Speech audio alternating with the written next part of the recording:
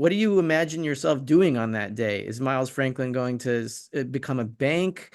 This it seems like a silly question, but like you're in a business that you're selling money.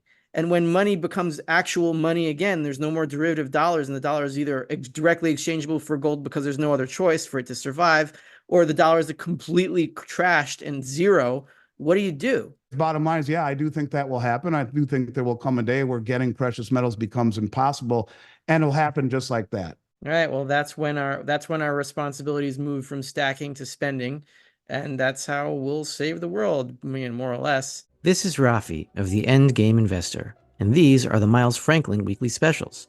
First, we have 1/4 ounce gold eagles. These coins, the most recognizable, are only $65 over melt. Next, we have 1 ounce silver Noah's Ark coins, reminding us all that we are not the first to experience a global endgame, and we will all get through it as we did in the past. These coins are only $3.49 over spot, while supplies last. Finally, we have the 1 ounce silver Trump bar, Trump wanted for president design. These are pretty insane pieces of modern Americana that will be historically significant for many years, even centuries to come.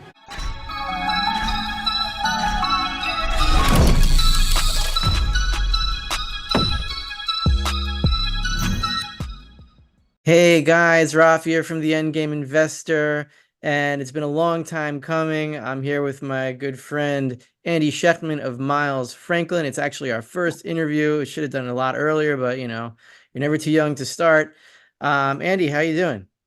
I'm doing well, my friend. Thank you. More importantly, I hope you and yours are doing well, but it's good to see you very much. Thanks for having me. Yeah, we were just discussing before we started recording that, yeah, there's a war going on here, but it's pretty quiet here, so there's only been 2 rocket sirens, nothing serious, and I'm in a pretty safe spot, not anywhere near the border. And you're in Florida. That's one of the best states in the union. That's where I'm from. And so let's get this going, Andy. So Do it. I wanted to ask let's go back to 1990. You founded Miles Franklin in 1990, I think with the help of your family, a few business loans, something like that. Can you tell me what were you thinking in 1990? Did you think that it would come to the end of the dollar or the kind of inflationary policy we have now, and you figured, I want to go into gold and silver because I'm into sound money, or was it just a business and you enjoyed gold and silver but didn't really understand it much? Like what were you back then? Young 20-something kid starting a business. Why gold and silver? Well, our business originally was founded on Swiss franc investments. We were one of the only custodians in North America representing the Swiss insurance industry. And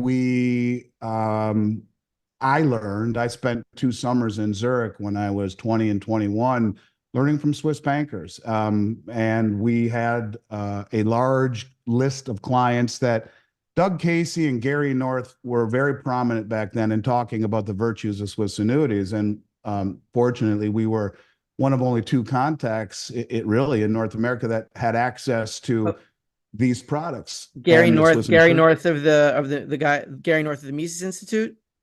Get, he's been around. He was very prevalent back then. I don't remember. He's the one who wrote this economic history of the Bible or something like that. I don't know if that was him or not. You have to forgive me because you're talking literally 30 years ago. Yeah. But he was a prominent newsletter writer who talked about geopolitical events. If you told me he's that guy, I wouldn't be surprised, but I can't substantiate. But back then, there was no internet, there was no computers. You would get a big box full of mailing labels and mail them out a newsletter. But I learned very early on in spending time with Swiss bankers and in spending time talking about Swiss francs and the Swiss insurance industry that was built on soundness. It was a few hundred years old. It had never seen an insurance company fail. You were talking about the Swiss franc, which had a history of being linked to gold and sound money. And well, I realized very early that the same person who bought gold bought Swiss francs. And my father came from the precious metals industry.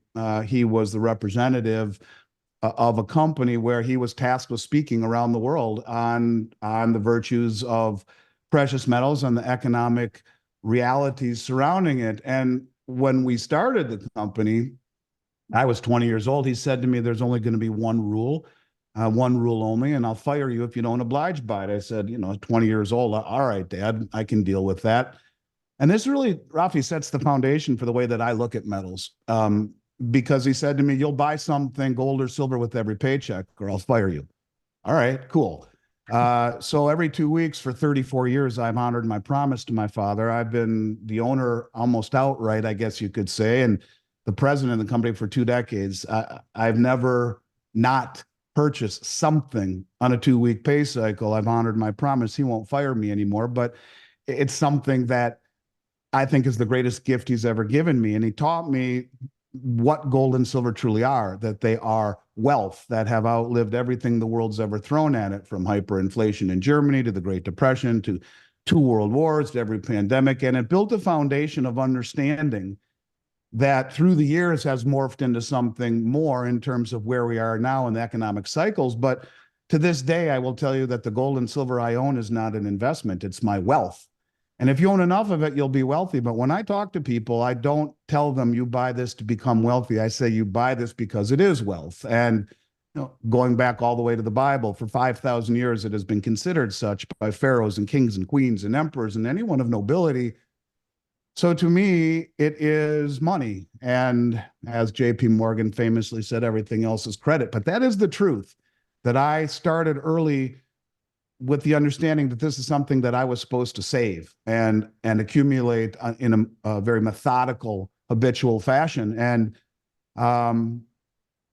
as time has gone by and I have a broader understanding of economics and of the world, certainly I look at things slightly different. But to this day, to me, gold and silver are purely wealth. And that's really the foundation of my understanding and the way that I talk to people about it. It's interesting that you were saying that just now, because I just wrote an article. I haven't published it yet, but give a quick preview of it here. I titled it "There's no such thing as investing in gold and silver," and I mean that tongue in cheek, because yeah, you can invest in gold and silver, quote unquote, but you can't really invest money in money itself. Right. Because let's say you go back to the year 1850 or whatever, and you're a blacksmith and you get a salary of, like, I don't know, $5 a week or whatever it is, and that money is gold. So are you investing in gold? No, you have a job and you're getting paid, and then you get the income over time. So if you really want to treat gold and silver like money, then you don't buy it on date X to sell it on date Y for a profit of dollars that you go and then buy a car with. That's not the idea. The idea is, as your father told you, to buy a certain amount every 2 weeks, every month, or every quarter, whatever you can afford, as long as it's a regular basis, just like you earn an income. And then you treat it as money. And then it doesn't really matter what the price is, because you're not entering and exiting for some kind of profit.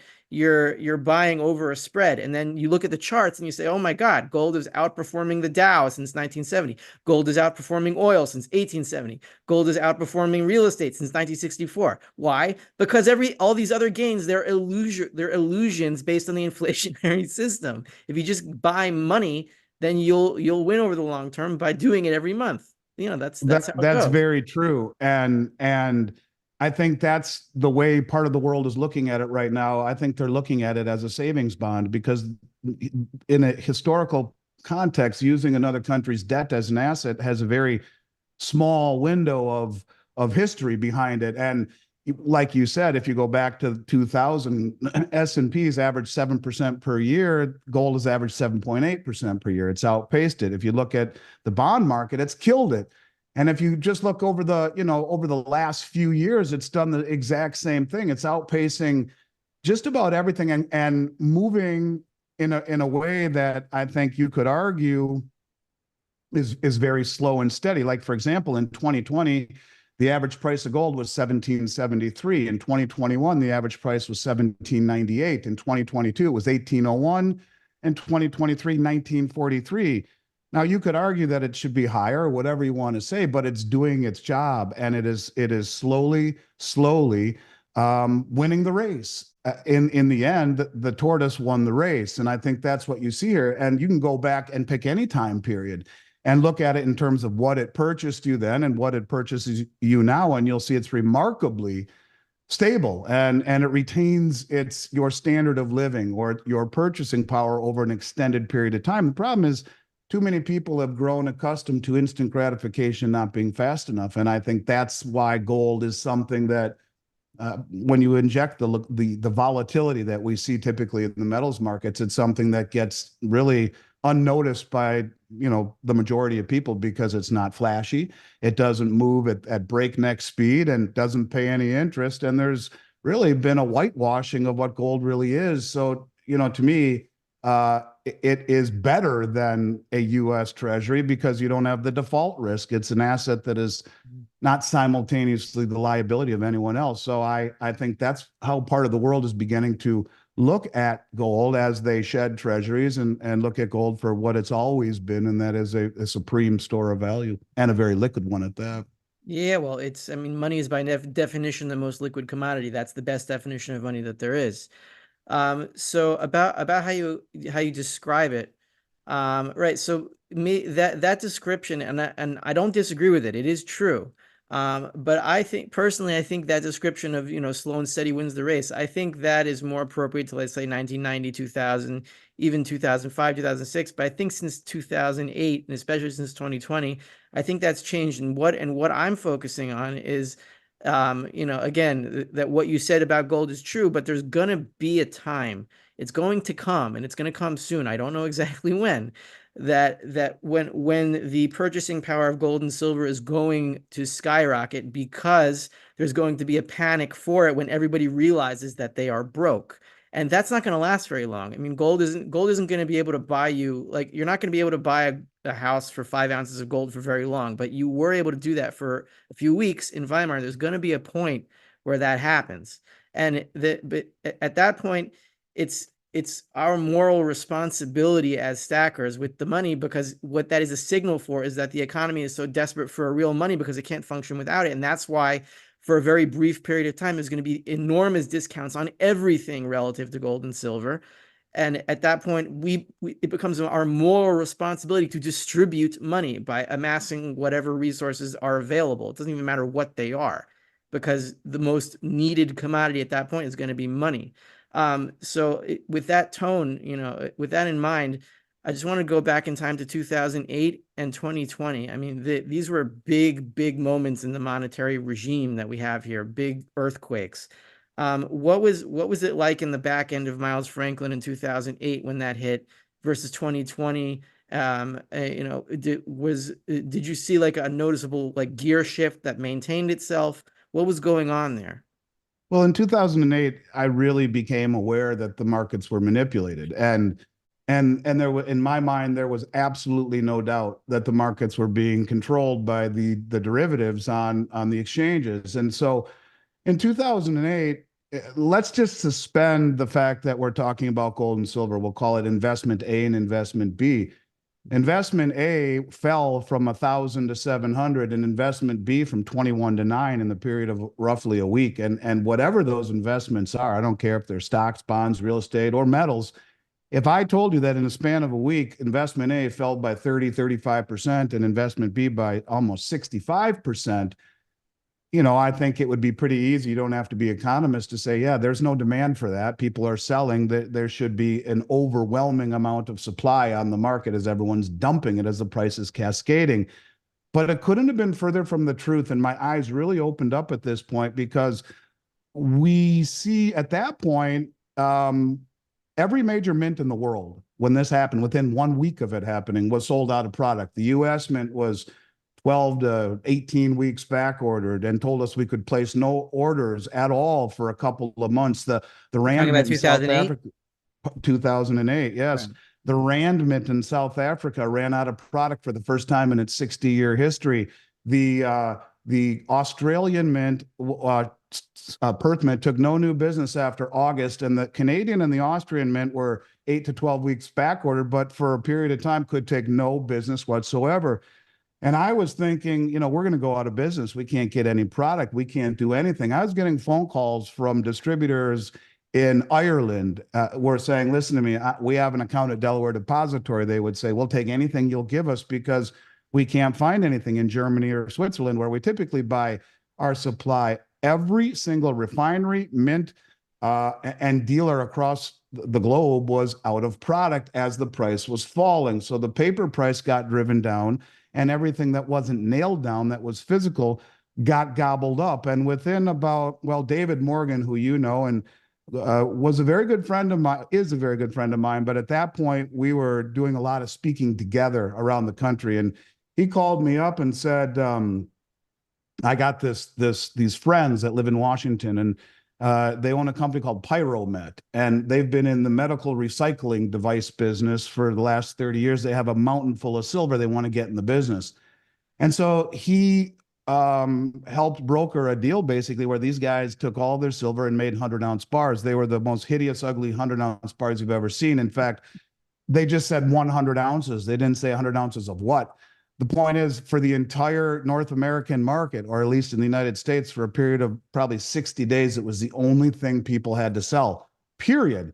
And when the mints finally came back to us and said, so, this happened in July or August, maybe October, they said, okay, you can take orders. But with $9 silver, you were looking at $18 to $19 to $20 and 8 to 12 week delivery delay everywhere across the board in any of the mints. And so it was a situation where I really began to understand that there were two distinct markets. There was the physical market and the derivative market, and the derivative market was controlling the price of the physical market.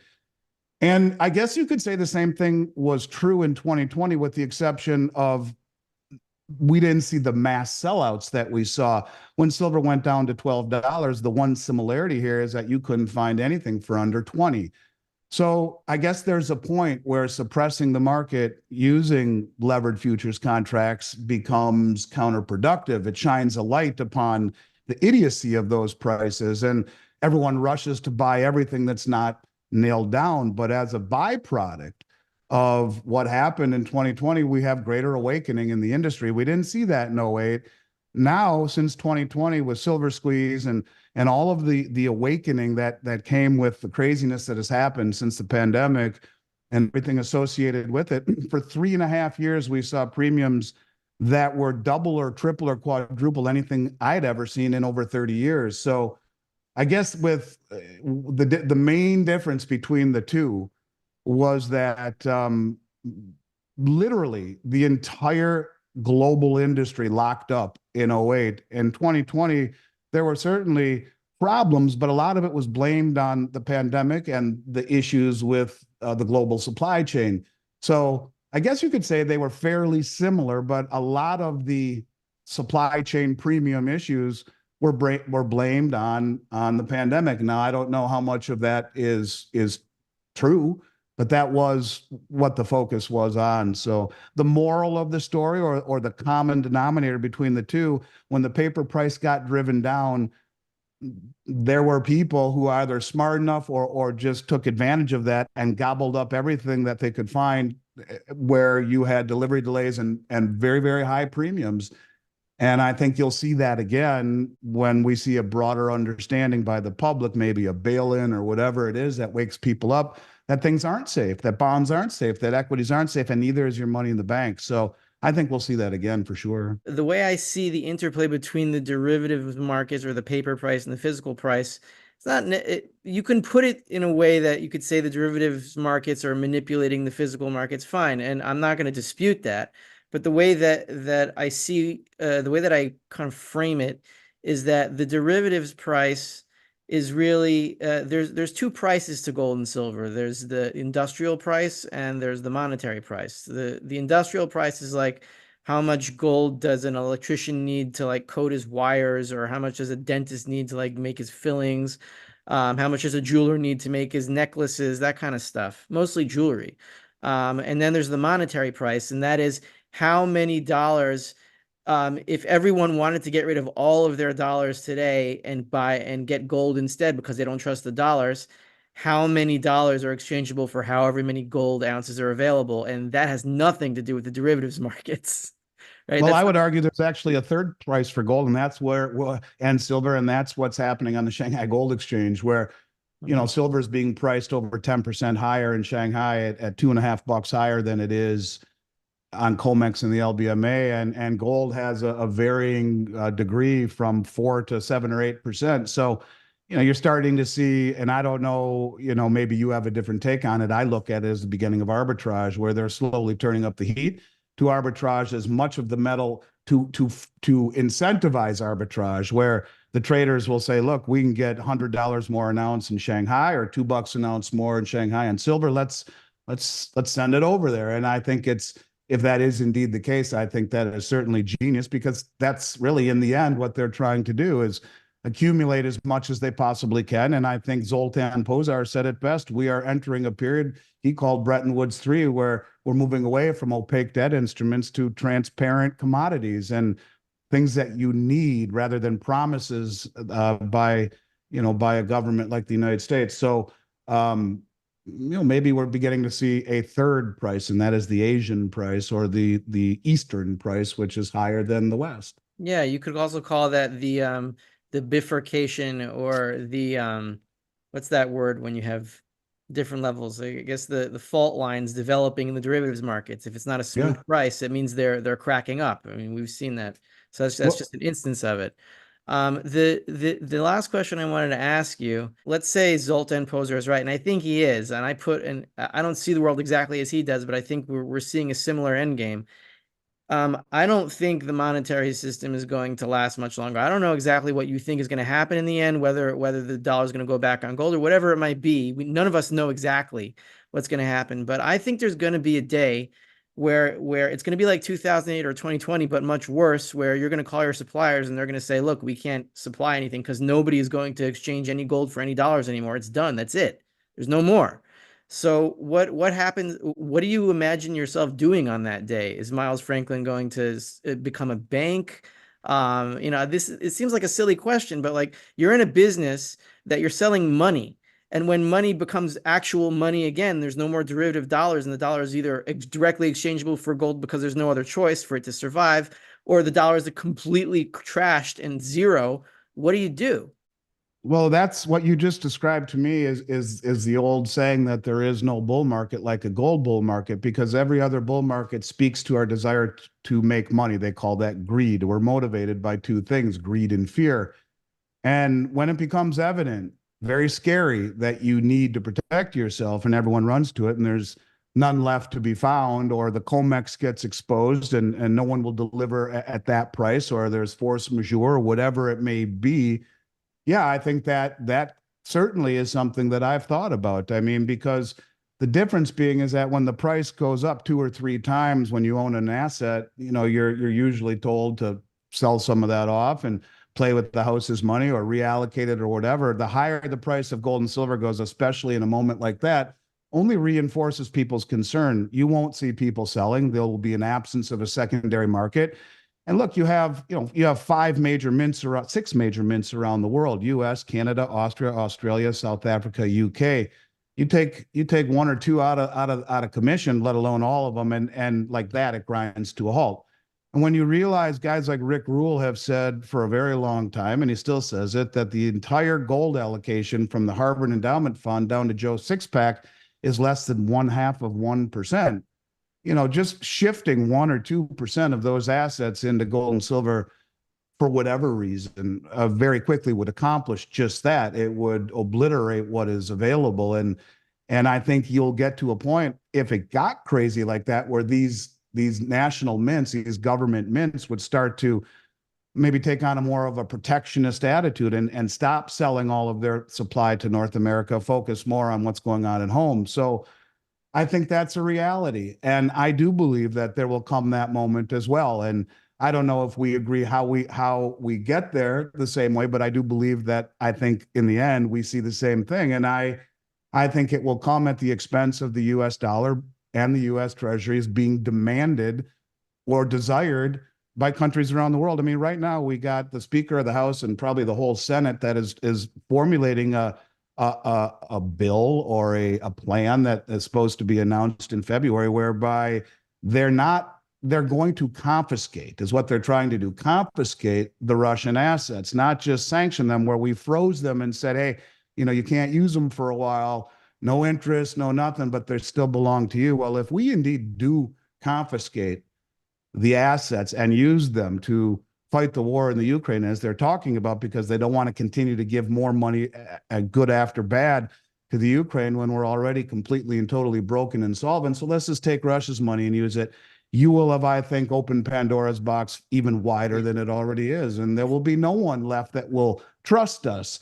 We have already, I believe, exhausted much of the good graces of our foreign creditors. And I say this too, Rafi, one thing that's very, I think is very evident to me is that if everything we're talking about in terms of the mismanagement of the Western markets, of the dollar, of monetary policy, even of the way that we go around in a manner that is coercive, and as a bully, I guess you could say, around the globe, many believing that it's hypocritical.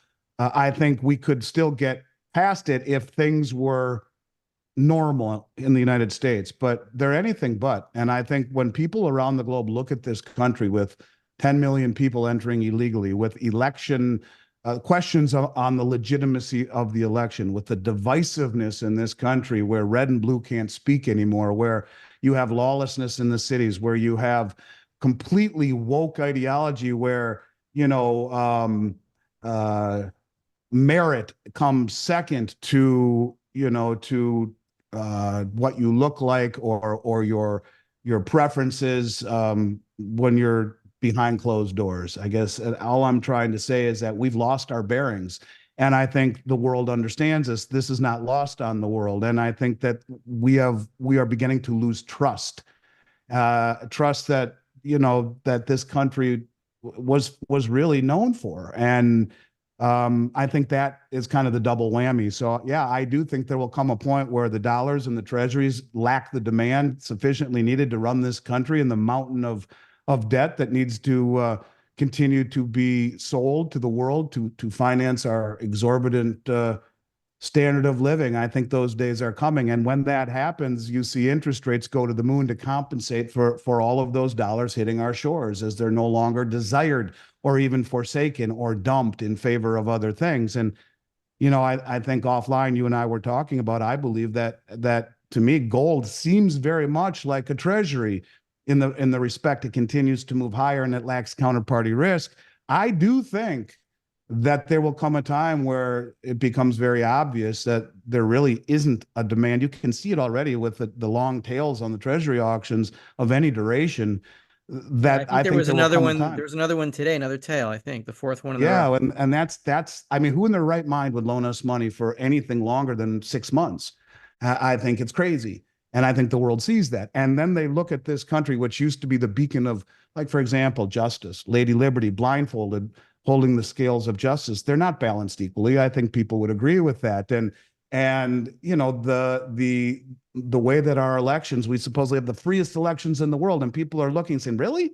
Is that really the case anymore? And all of the things happening here in this country, to me, accelerate the ultimate dollar demise, on top of the mismanagement of the world reserve currency, and the sanctioning of assets and all of the things that we are doing. And then when you take a step back and realize that the number one economic advisor to this administration is a man named Jared Bernstein, who advocates for losing the reserve status, that it's a privilege we can no longer afford, everything starts to get a little bit more spooky and conspiratorial. But anyways, bottom line is, yeah, I do think that will happen. I do think there will come a day where getting precious metals becomes impossible, and it'll happen just like that. Because what is flush and low premium in terms of supply and premium right now, in the blink of an eye, will change when you have, the majority of America wake up to the reality that there really are very few safe places to keep your money any longer. All right. Well, that's when our responsibilities move from stacking to spending, and that's how we'll save the world. I mean, more or less. Uh, Hey, whatever. You know what? You and I do our part, and I respect you for it. And I know what it is to get out in front of everyone and tell the world how you feel and what you see coming. And Mhm. I hope I'm doing my part right now. But I will tell you, and I'll say it again: gold and silver are not an investment; they are wealth. And where we are heading, I think it's never been more important. I think the big ugly buzz phrase over the next few years will be counterparty risk. And minimizing or completely, taking counterparty risk out of the equation to me is valuable. So I appreciate you having me, Rafi. I follow everything you do. You are a very wise man, and I think we should do this more often. I'll certainly look forward to picking up where we left off. And Yeah. again, Can't thanks for wait to do having it me. again. I look forward to having you again on the channel. And I'll say one last word of what you said to me about Harvard's endowment having about a 0.5% in gold and silver, and the rest is just speculative, whatever they buy, so they don't get fired. So it wouldn't kill me to see Harvard really lose its endowment. Let's have a Right. little moment of silence for Claudine Gay, the best president Harvard ever had, and she was very talented, and she has glasses of wisdom, etc. I'm so sad that she lost her job, and too bad for Harvard. What can I say? Yeah. Yeah. It's crazy. It's crazy how the mighty fall. And live by the golden rule, my brother, and those kind of things don't happen. So, anyways, to you and yours, all the best, and to everyone out there, stay well. 2024 is going to be an interesting year, and that is a Chinese curse. May you live in interesting times. So, I'd love to ride shotgun with you, Rafi, and see what happens and talk about it along the way. So, anytime that you feel like chatting, send me a note, and I'll be happy to come back on. Well, we'll be in touch. All right. Thanks All for right, coming. buddy. Stay well, my man. When you buy precious metals with Miles Franklin, you're not just protecting your wealth and your family's future. You are helping us physically chip away at the base of the inverted pyramid that keeps this inflationary machine of corruption turning. Together, we can tip this thing over for good and return the world to sound money, 1 ounce at a time, with balanced living and a better future for our children. Call us at 855 GAME END. That's 855 426 3363 to place your order today. You can also email us at endgameinvestor@milesfranklin.com.